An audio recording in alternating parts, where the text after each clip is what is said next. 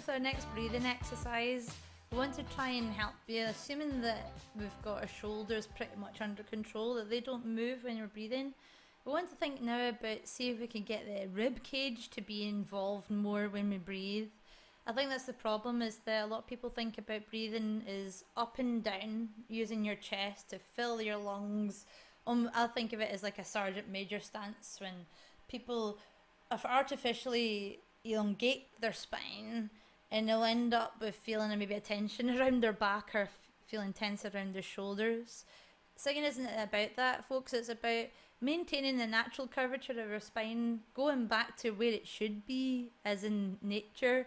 And your spine does have a couple of natural curves to it. We want to bring them back, work with what we already got, don't add anything artificial there. So this the kind of type of breathing, thinking up and down with your chest, that's like artificial breathing, because it's creating unnecessary tension and it's really inefficient. I want you to think about when you breathe, think of it as not so much up and down as side to side, like thinking not vertically when you breathe, but horizontally. I describe it a bit like if you were an accordion, that you're expanding at the sides here. And this is where the rib cage comes in. I want you to think of that almost like accordion feeling. We're going to see if we can get the rib cage to expand and to move with your breathing.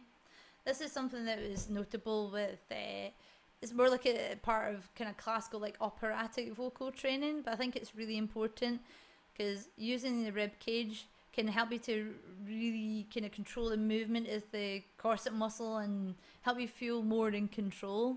What I'd like you to do is to find your side of your rib cage at the side of your body and put the palm of your hand into the side of your rib cage, the lowest part of it. It'll be roughly around here. Put your hand, the palm of your hand, over that part of your rib cage, and do the same on the other side. Put the palm of your hand connecting it with the bottom part of the side of your rib cage here. So you'll kind of look like you're doing a bit of a power pose. You'll look a bit like Wonder Woman or something. What I like you to do with this breathing exercise is to, when you take your breath in, to do it quite slowly on purpose, but to expand the breathing of the rib cage into the palms of your hands as you're taking your breath in.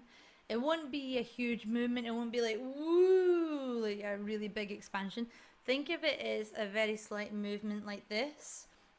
That's why I think it's good to put your palms of your hands here. You can feel it a little bit better and notice it a bit better. So like you to do this exercise, we take a breath in, like for a count of 4, pause for 4, and then exhale for 4. So if I show you, we've got my hands ready at either side of my rib cage. I'm going to think horizontally rather than vertically when I'm breathing. So here I go. I take a breath in for 4, expanding into my rib cage, and then pause. 2, 3, 4. Exhaling. Let's try again. We take a breath in for 4, 2, 3, 4. Expanding into rib cage, then pause. 2, 3, 4. Exhale. Then pause for a count of 4. And we can start again with the inhale. So folks, your action step for this one is to try that little breathing exercise. It's similar to the one we had previously, but this time we're trying to think about the rib cage expanding slightly from side to side.